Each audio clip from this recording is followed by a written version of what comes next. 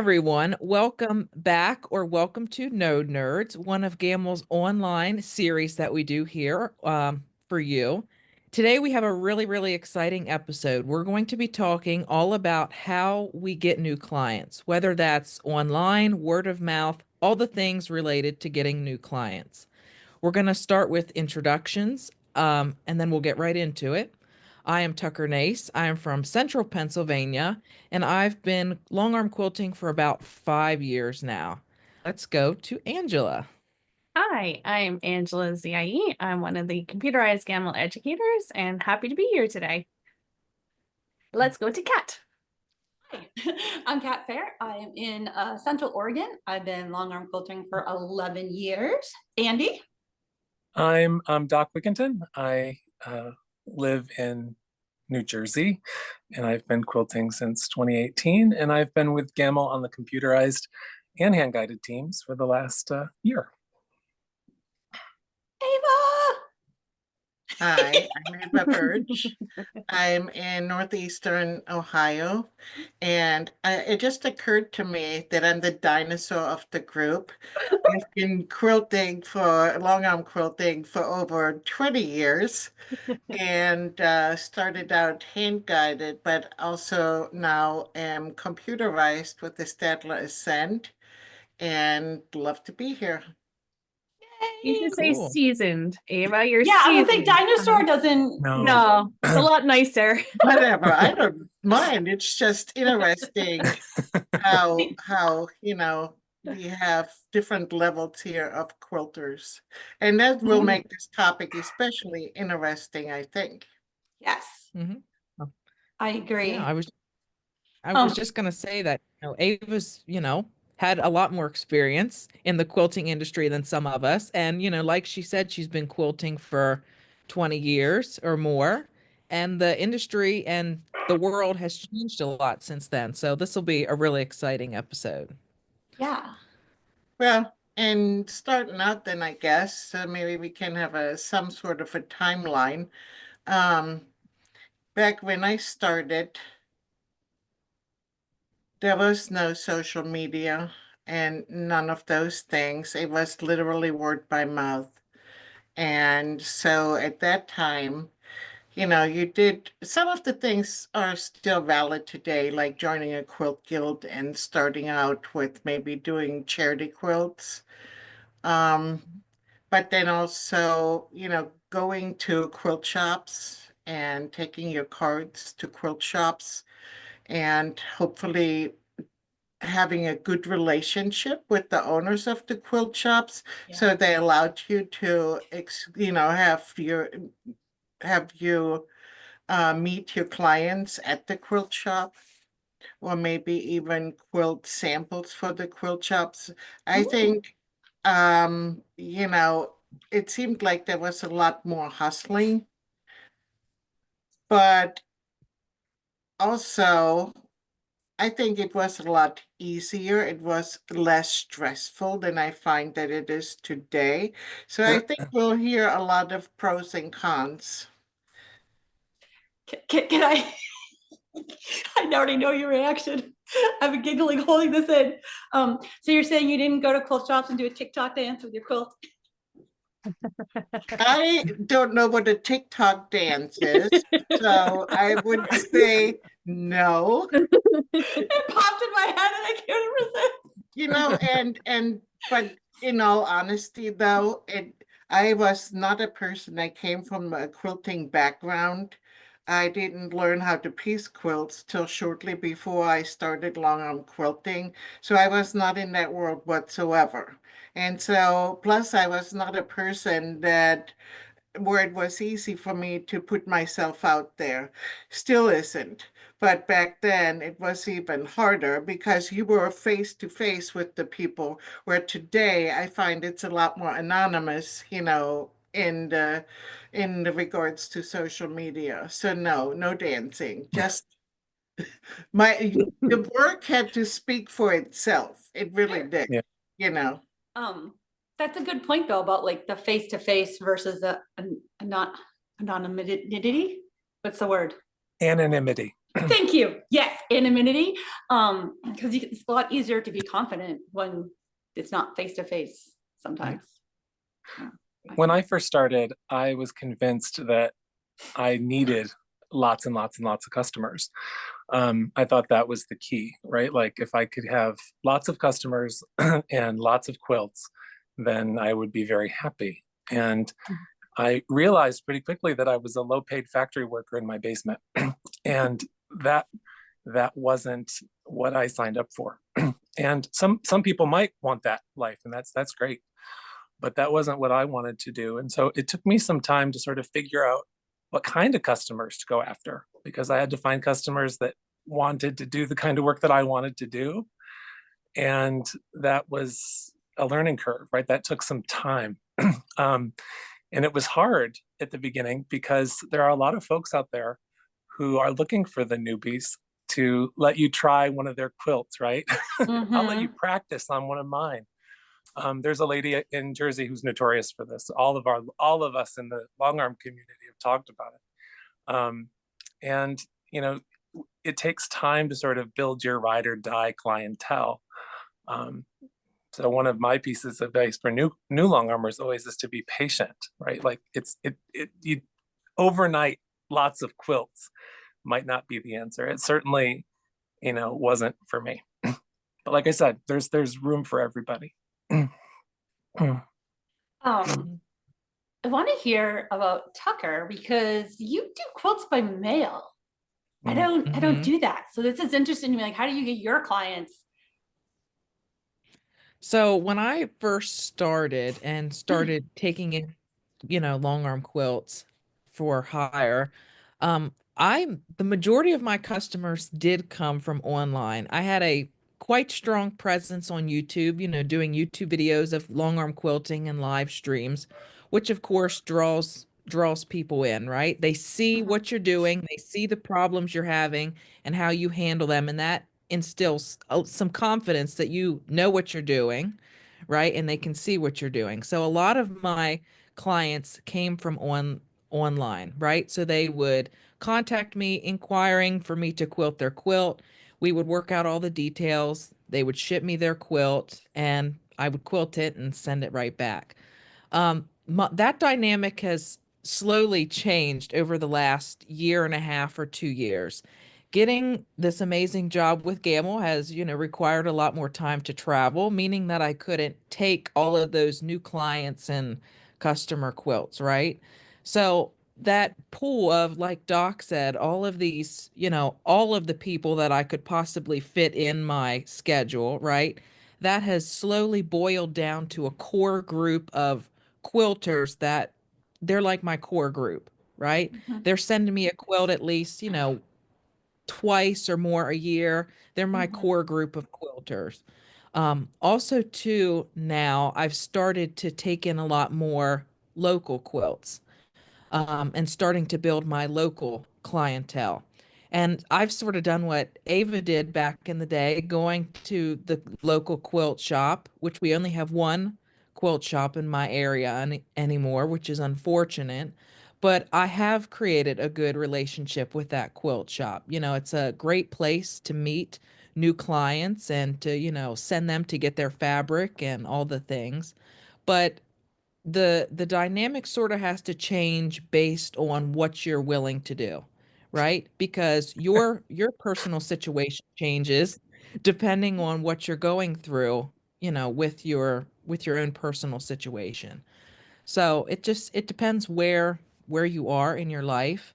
But I will say that, like Ava said, it is so hard to get new clients online as well, because at some points, it's a determination between are what they seeing online, is that really you, right? There's that, like, are you sure? Especially at that time with me being so young, right? There's sort of that doubt. Is this really this young little lad Is doing he this really quilting, quilting? right? Yeah.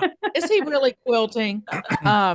But, you sort of have to build that trust online. When you meet people in person, of course, you can take all these, quilts in and have that conversation face to face with people and answer all their questions and calm their fears. But when you're doing that over the phone or over a Zoom meeting, it's a little less, personal that way. Also, too, sending your quilt in the mail and having it get lost is something everyone fears over. So, I mean, there's pros and cons to both things, and I've had, some success with both. So, yeah. But you're right, that's where social media or technology, I should say, can be of benefit because I also have some clients that are out of state, and FaceTime, is our friend in regards to, they can be right there and seeing, on my screen what I'm envisioning or just talk about it as we look at the quilt, that's hanging across the frame. So it can go both ways, but what the most important thing that you mentioned, Tucker, is about trust, because that is the main thing. No matter how you get your clients, to build that trust, you know, is most important. But that goes both ways, I think, too. Mhm. Yeah. Um, Um, Interesting that you said you FaceTimed clients. I don't know why I never thought of that. I always took pictures and screenshots or would export the image from Creative Studio and email that over to them. I never thought to FaceTime them. FaceTime, it goes a lot faster than doing all those screenshots. Yeah. I'll be I want an Back and answer forth now, emails. not later. there's a um I don't know if it's a tip, but some of our customers, skew towards the technologically challenged, perhaps is a nice way to put it. Yeah. Sometimes, quilting, especially my hand quilters, the only time they might pick up their phone to text at all is to text me. And so I've had a couple times where stuff got lost in the sauce. Like she wanted one design and I didn't get the image, or vice versa. So I think having that trust established, so you really know your customers, and you know how facile they are with things like technology. Sometimes it's worth driving across town or meeting them at a coffee shop. I know I've had a couple ladies that are great customers, and it's just easier if I can, sit at a Starbucks with them and let them buy me a coffee. And that tends to work out better sometimes. Not always, but sometimes. I think that building your ride or die ladies and gentlemen just takes time for you to figure all that out. And be patient with yourself while you're figuring that out. And that trust building takes a little while too. Yeah. As Ava said, it goes both ways. I found at the beginning when I first started out, I was very much word of mouth. I didn't do a lot of social media. I kind of just did local things and just started to build my local community here. And at the beginning, I found that they really, in some ways, they interviewed me as much as I interviewed them, which was really nice because then you can build that trust a little bit better. And they wanted to come in, they wanted to see where their quilts were going to be quilted, what the machine looked like, that Mhm. kind of stuff. And so I used to love that. It was like a mini studio tour when they would Yeah. drop off their quilts too. It's like, yep, this is the baby that's going to take care of your baby. I mean, they put some time into this, Yeah. into their tops, right? And they want to make sure that it's going to a trustworthy person. So I like that a lot. But now that it's been a few years, it's really funny how that dynamic has changed. It's like, yeah, they're comfortable. They kind of just bring it to the side door and say, here, I'm thinking this, this, and this, and away they go. So it's nice, but that lets me know that they're comfortable with me now too. So I love that moment when they walk in, they're like, whoa, that's yeah. the machine. Yeah. Or like when they bring a friend who has no idea what quilting Right. is like, they're just like, oh my God. Yeah. The trust is really nice too. I've been dealing with some minor health stuff, and I haven't been able to quilt or work for a couple weeks, and it slowed my queue down. It slowed everything down. And so Mhm. when it was nice that my ladies, they were calling to make sure I was okay. They weren't worried that their quilt Aw. was going to take another week. And so that wonderful juju that we're looking for, right? That awesome community that brought a lot of us to quilting. I can tell you it's real, but it takes time to cultivate and nurture and have. And from somebody who, now I'm full-time quilter, that's really wonderful. You have to think about that sort of how your work-life balance is, right? True. And your customers are a huge part of that. And so I always say it's nice, it's easier to build a relationship with somebody that's real and enjoy it than to have to fake it. That's work. And again, it just takes time. Yeah. Mhm. So when I started, I tried the quilt guild thing, tried putting my cards in the quilt shop. There was actually a couple of quilt shops there, but now like Tucker, we're down to one and it's an hour away. I guess there's technically two, but they're an hour away. Um, and none of that stuff really worked for me. But what did work for me was referrals. Oh, yeah. So I had some clients and I started doing, hey, if you refer a friend, you get X amount off and they get X amount off. And that worked really well for me.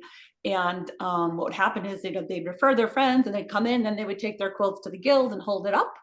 And who quilted that? And then they would tell them it was me. And I accidentally became known as the person that did custom quilting in the area because I love to do that. And that's what my clients were asking for. And so then I just got like all the custom people, which is fine because I love doing that. But then, like Andy said, I would have a queue of like 14 quilts. And when I first started, I was like, yeah, that's going to be like, I've made it. And instead, it was very stressful. I was like, oh my gosh, when am I going to get 14 quilts done? And like you guys said, life and things change. And so now I only quilt for a small amount of people, just a small little group. And they're very aware of my timing and traveling and all that. And so their quilts take a long time and they're fine with it. So there's that trust that they know I'm going to do it. And yeah. Well, that all depends too what your expectations are or what your needs are. We had that conversation when y'all first started, this job with Gamel, right? All of you were, um, you know, quilters for hire, Mhm. but because I had been with Gamel a little longer than you guys, I told you it would really make a difference, how you need to schedule. And I had gone through that and where the travel was a lot. And in the process, in between, I also moved. I moved from the country where I had a large community of clients to a city that doesn't have the greatest reputation. So I lost a lot of clients due to that fact, even though I live on the good side of that, but they didn't necessarily know that, and it took a while. So the reason why I say that, I had to build back up. And because times have changed from when I started, I had to find different outlets. I tried a website with the big gallery of all the works I had done, was not super successful with that at all, and didn't want to have to pay the fees that are associated with that can be rather hefty. So I did Google My Business, which does not cost anything. Mhm. And it shows the location, I can run specials on there. And so that's a free method of reaching your more or less local, but not necessarily so people, right? And I Mhm. get a report once a month, I think it is, that shows me how many people have actually viewed my shop. I didn't Luckily, know you could run specials on there. That's Yeah, pretty cool. it's yes. great. It's And really, really great. and you can put Mm. images of your quilts. Now, unfortunately, until late last year, even though it says here long arm quilter, Google Business did not have that option and you were listed as a quilt shop. Yeah. And there was Oh, nothing you could do. You No. couldn't change it. So you do get the calls about, hey, do you have zippers? No. Do you have 1422 grunge? I need a yard. But luckily they changed it. So now I'm listed as a long arm quilter. So that was one outlet for me. And I also started doing late last year an Etsy shop because I realized a lot of people are doing that. And as we all, well, hopefully you know that Etsy takes a portion, you have to pay for the listing, which is minimal, 20 cents per listing. But then, they take a portion of your sales. And clearly, I don't want them to take a portion of a $400 quilt, right? No. So so the way that works, I figured out from, doing research is that you can essentially pick a small amount or amount that you're comfortable with that is like a deposit. So once somebody purchases that listing, which is clearly stated as a long arm uh, job, then they pay that fee, which is a deposit. And then, of course, I can communicate with them through messages on Etsy and go from there. And then I also have their, email and we can communicate. And then later I deduct that deposit that they paid from their total invoice. So that's didn't know another you could do outlet. that. It's slow going, but it's nice because you can also list quilted items if you have some. Yeah, So you have a broad option, just that's saying cool. that works too. I know a lot of quilters, long arm quilters also piece. A lot of us teach. And so my number one still now, my number one pull for customers are from my students. And so if I Sure. can out in the world, if I can do a lecture on a piecing technique or something like that, and then I have, of course, I have examples of that technique that are quilted, of course, by me. Then they say, well, who quilted that? Oh, I long arm, I long arm, and here's my card. Um, I have that. That's huge. I also run clubs. There are a lot of local clubs. I see about 60 women a week A um, week. when I'm not ill. Yeah, a week, which Whoa. has been great. And it's kind of think about it as a club or a team. They meet for practice, right? They bring their sewing machines and they work on what they're working on. And I'm there like as a coach, facilitator, helper with whatever they're doing. And it's great because there's no like long-term commitment. People can save up. Maybe they want to work on this one quilt or finish their mother's quilt. And of course, they get the bug. They make friends, and then they're coming every week. And that I charge a nominal fee. And the reason why it's so cheap is because most of my ladies use me as their long armor, right? It's sort of a one side of the business feeds the other. And that's been very, very um, uh, I don't know, popular up here. And I think it's something that, could work even in smaller places. I'm lucky to live in a place where there's a lot of people and not a lot of long armors. But I'm sure that, my mom does it with her pals in Michigan. And of course, they send me their quilts. And so it's something that that's been sort of my secret, not so much a secret anymore. But it's great because you're part of the quilt from the beginning. And so if you're doing a custom piece, like this piece behind me was a sampler, a kit that one of my beginners did. And she's loves it. And there's parts of it that she really loves, and there are parts of it that she made mistakes. And now that I'm long arming it for her, I know what to do. It's not a surprise. I've been a part of it for months, right? Oh, I see what you're saying. And so Yeah. artistically, that's really cool. because, it scratches that ADD part of me that, wants to do all the quilts in the world. I sort of get to, I just don't get to keep them. And I get paid for it, which is great. So that's a cool way to work, I've found, for me. And of course, they tell their friends, and when their sister's in town, they come. And when you have retreats, they all get together. And the Tuesday ladies want to know what the Thursday ladies are doing and all that kind of stuff. And so that's another way to get customers, is to, to teach, to even if you only teach 1 or 2 classes, sometimes that's enough. What I like about that is, so you're seeing them every week, so you're building that trust, like we Yeah. mentioned. So they know you, and they trust your advice, and so therefore they trust you with their quilt to quilt it. Yeah, I can stop them and say, "Don't put your border on that way, please, please, please." Right? Or, Hold on, don't just yeah, cut and straight. No, let's stop. measure it.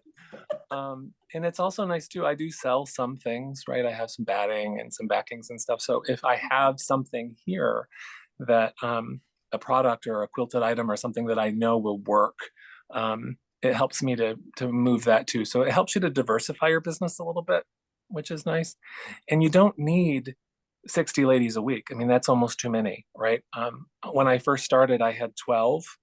And they weren't 12 at a time. They were usually between 6 and 8, and I'd see them every week. And that was enough at the beginning, to hone my skills and to figure out what I was good at the long arm, what I was confident taking and not taking, which is a whole other thing, right? I have 2 Ascends in my studio. I am blessed to have 2, so I can have one running edge to edge all the time, which allows me to do custom work. And that ability to, and I know not everybody has the space or the resources to do that, but I never thought in a million years I'd have 2.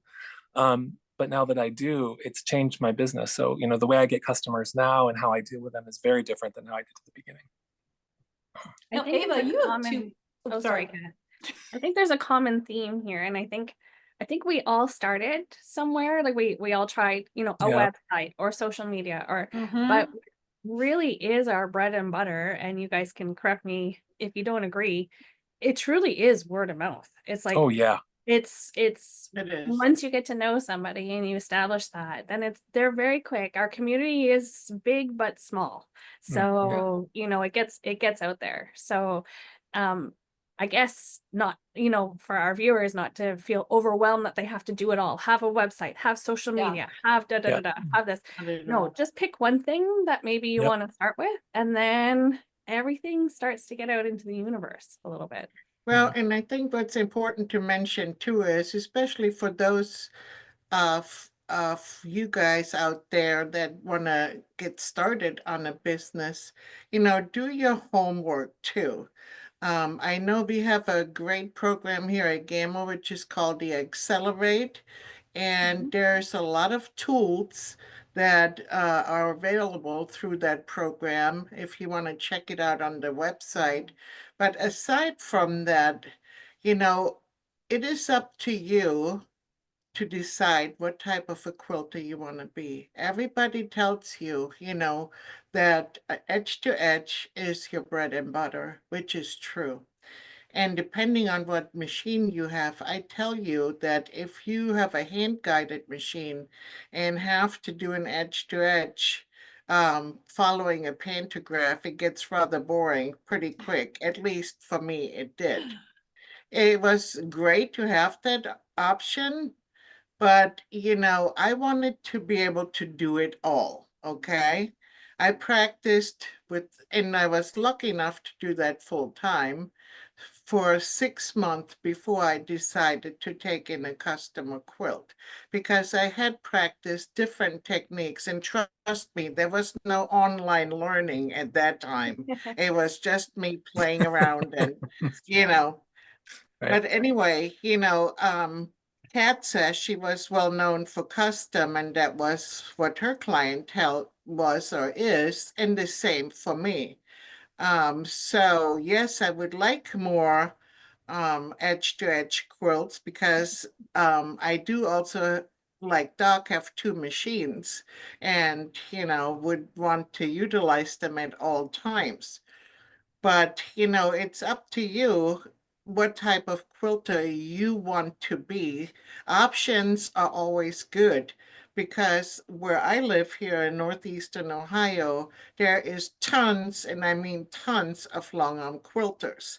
So that makes a difference. You know, you have to work a lot harder to break into that, you know, club, Market. I guess, Yeah. that we Yeah, want to call it, you know, and and don't, again, don't be discouraged because there's lots of quilts that are being made. Yes. It's just the more versatile you are, you know, and Hmm. can show all the different things you can do, you know, the better off you will be. And I think one, that's important, Eva, is that when you show things, make sure that you're showing the things that you want to do. yes, So don't put anything out in there that you're not willing to repeat over and over and over But right, again. who knew at the time when you're all right. excited to Yep. want to get going? Who Yep. I dug my own grave at that time, but that's okay. I love doing custom. I really do. I enjoy it, the creative process of Me it. too. Yeah. But yeah, especially if you have now another full-time job, you know, as Kat mentioned earlier, it takes longer and longer to get them done. And yes, I spent my weekends quilting because I don't want to give it up. So, Right. One thing we haven't talked about that was really helpful for me at the beginning, and I think could also be helpful for others, is, and this might be controversial. I'd love to hear what you guys think about it. Other long armors, you know, there's enough quilts for everybody, right? Yes. When I first started, I went to a local quilt shop, a very small quilt shop, and I picked her because she was very different than I did. She did very traditional, super traditional quilts. She was a reproduction fabric shop, and she did long arming. And so I asked her if I could rent time on her machine to see if I even liked it. And we developed a relationship, and I could ask her questions about pricing and about all the things. And even though we're competitors, I wasn't doing the kind of quilting she was doing. She only did hand guided custom. It was very traditional Baptist fans and feathers, occasionally a pantograph. Her price point was very different than mine. And so it was awesome because we could tag team. If she had a customer who all of a sudden wanted a modern something, that she could send him my way, or something with a really complicated pantograph that she wasn't willing to laser light, she'd send it to me. And of course, when she retired, I inherited all of her customers, right? And so be, there's um, a beautiful thing if in partnering with other long armors, or at least, you know, saying, hey, this is what I'm doing. What are you struggling with? I mean, the quilting market is hyper local. You know, what I charge is very different than what Angela charges or what Kat can charge. And Tucker and I are in, you know, the same part of the country, and we charge very different amounts. And learning that and how people are doing it, um, you know, I think the best way is to, from the horse's mouth, right, to talk to them. And we had, when I first started, we had a little group that met for coffee, half a dozen long armors, and we talk about what we were seeing, what we were struggling with. Hey, that lady, you know, she did the same thing to me that she's doing to you. Be careful, um, and that kind of stuff. So I found the local long arm community to be um, pretty awesome, actually. And as people have retired and gone on, they have somebody to send their customers to that they trust. Um, Ava's talked about edge to edge and how a lot of people don't do custom work. They just don't have the time or the ability. And so a lot of those ladies send their customers to me, and I happily take them. And that is great. So talk to your long armor, or talk to the people that are in your community or a community that's like yours. Maybe not, you know, the person across the street, but maybe there's a community similar in another area that you can talk to. So you said person across the street. I have a very, very similar story. My mentor lived 2 doors down from me, and she had Statler, taught me everything I knew. And again, like you said, when she moved, I did inherit or whatever. Like I got a lot of her Yeah. clients. On the flip side of that, now that I've slowed down who I'm quilting for, there is another quilter who lives like, I don't know, down the road-ish. I don't know how far away she actually lives. And I've seen her work and it's fabulous. And so now I recommend people go to her. Yeah. And so it works both ways. Like, and there's also someone like where I live, we're kind of spread out. So there's a quilter that I've seen, two of them that I've also seen their work that I think is fabulous. They live an hour and a half away. So when clients call me and they're like, oh, hey, I'm in this area, I'll recommend those two ladies. Yeah. So it helps to know that. Like you said, And especially, and trust. You know, I was sick, right? And it was nice to be able to say, hey, if you need this right away, go talk to her. She's good. She'll take care of you. Yep. And exactly at Christmas time, when we've got mountains in our queue, right? And maybe somebody else doesn't, it's nice to share and to help each other out. Yeah. I know that I've been in that place, you know, the week before Christmas, and I've got more quilts than I should have taken. And it's nice to have a buddy to either come over and help you or to, you know, share the load with. I don't know. I think I always say there's enough quilts for all of us. You know, the more the more we long arm well, the more they're going to make more quilts. I just believe that. I do too. Yeah. Hey.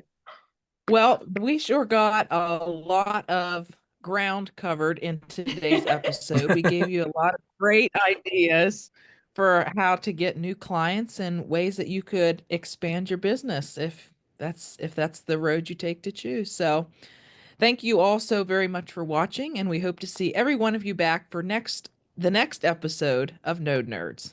See you, everyone. Bye. Bye.